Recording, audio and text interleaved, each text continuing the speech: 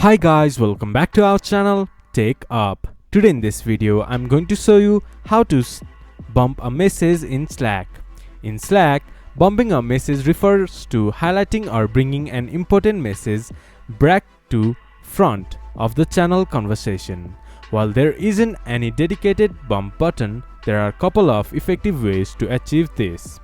You can pin the message to bring the message to the front of the channel conversation. To pin the message, just hover over the message that you want to bump, then you can see 3-dot button or more action button. Click on it, then this type of menu bar will appear in your screen. There you can see pin to channel option. Click on it, then it will be to the front of the channel conversation. You can also react it with any emojis that you like, then your message will be bumped or it will come to the forward of the channel conversation. This is how you can bump in Slack. This much for today's video. If you guys find our video helpful, please leave a like and comment. And do not forget to subscribe our channel and hit the bell icon. I'll see you guys again in our next video. Thank you for watching.